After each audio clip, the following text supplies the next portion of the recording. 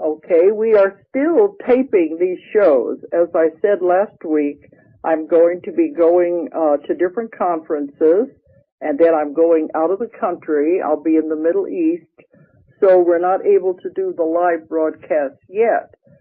So I'll be gone for the next few weeks, and I'm taping these as a backlog that can be used while I'm gone.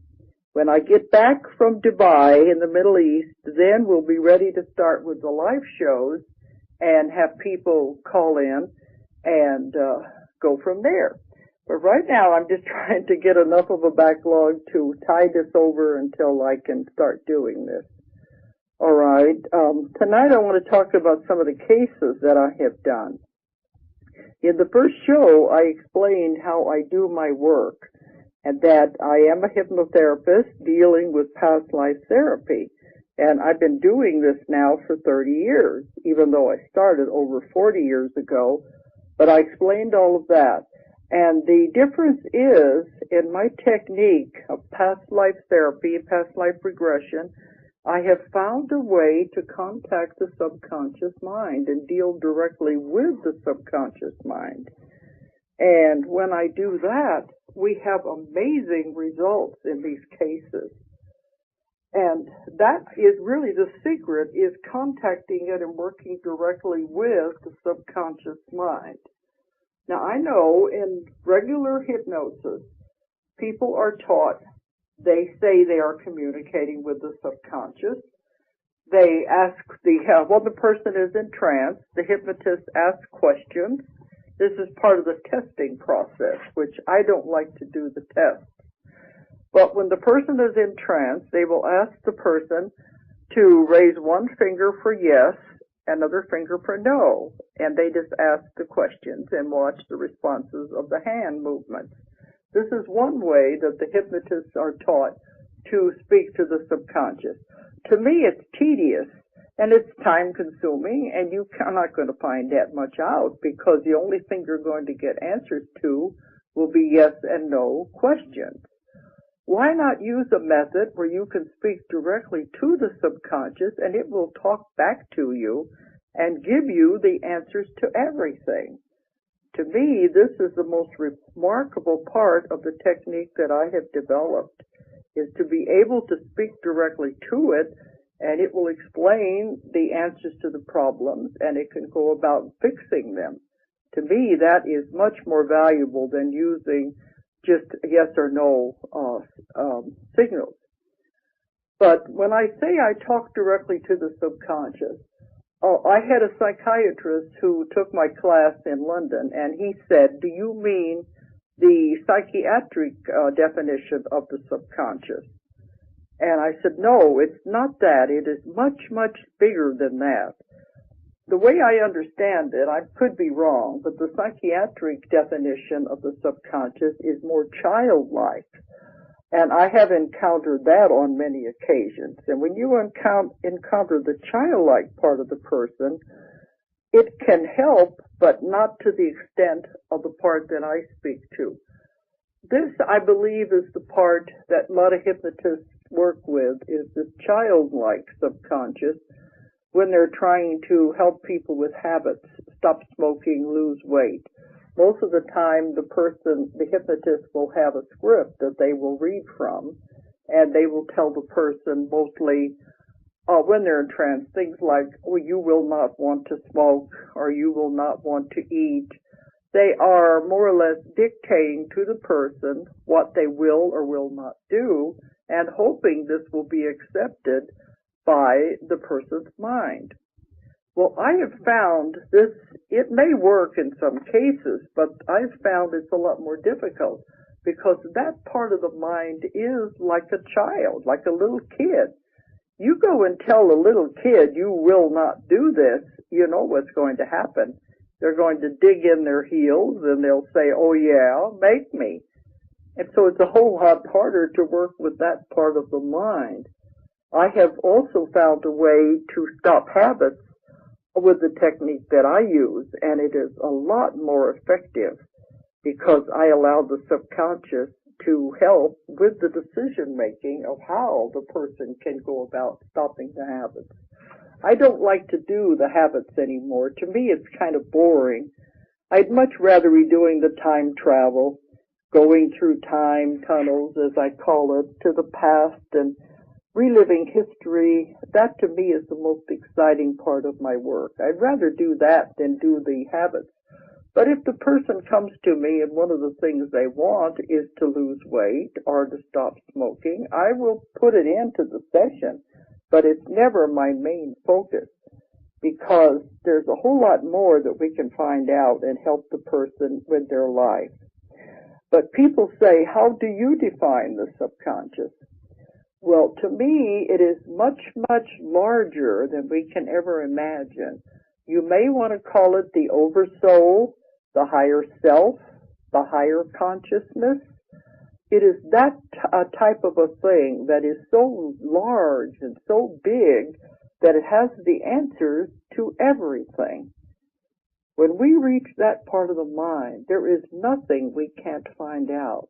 It knows absolutely everything about the person. And that is the part that I work with. I call it the subconscious, and it answers to that. So that is the term I use. But I know when I'm speaking to it, I'm speaking to a much larger part of the person. And when I reach that part, it is remarkable what it can do. And I know when I have reached that part, and it's part of my technique on how to do this, because it will always speak about the person in the third person. It won't be I or me answering the questions. It will be he or she. A lot of times it'll say, well, finally I'm getting a chance to talk. I've been trying to get through to him and he won't listen to me. And that part, it talks about you. And it'll say things that you would never say about yourself. At times it can often be cruel because it is objective. It's like the objective observer standing back and watching everything that is happening. And it has your best interest in mind. It loves you and it wants to help, and it gets very frustrated when it can't. But it can often be cruel because it'll say, why can't they understand? They're harming their body. They're doing things they shouldn't. And it'll tell them exactly what will happen if they proceed down the path they're going, what will happen to their body. But this part of the mind is extremely powerful. It takes care of all of the functions of the body. You don't have to tell yourself to breathe or your heart to beat. It takes care of everything going on inside the body. This is why when people come to me with physical complaints, and I get lots and lots of those, as I said the first day, I've had done thousands and thousands of people, and I found patterns that have set up in what I'm doing. But when they come to me with these physical problems, we can find out by contacting the subconscious directly why they are experiencing the problem, the physical problem, and then we can proceed to take it away. It is that simple. And also, the subconscious is like a gigantic computer. It has the records of everything that has ever happened to the person in this life and in all the lives they've ever lived. It can just records it in the minutest detail. I often wonder what it does with all of these tiny, tiny details. Because in your daily life, you are bombarded by thousands and thousands of bits of information. They come from all around you. These are things you see, you hear, you smell, a taste, you feel.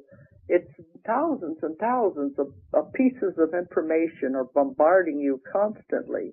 And this is going into the subconscious mind, and it is being recorded by the subconscious mind and accumulated. In one of my other talks I'll be giving as we go through all of these series, I'll be explaining why I found out what it is accumulating these things for. But you are constantly being bombarded by all of this information that the subconscious mind is collecting. You cannot be aware of it. It would overwhelm you. It would be way, way too much that your mind could not handle it, your conscious mind. So as you go through your daily life, you are focusing on what is important around you. The main things that you have to pay attention to in your daily life. That's what we focus our attention on.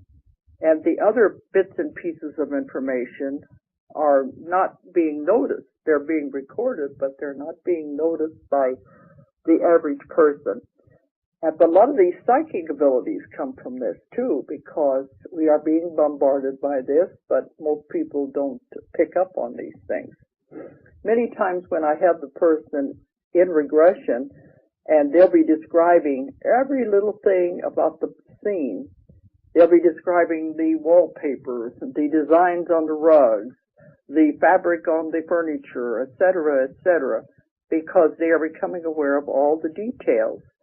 In those cases, I have to move them out of the scene and move them forward because those are not important to the story that we're trying to find.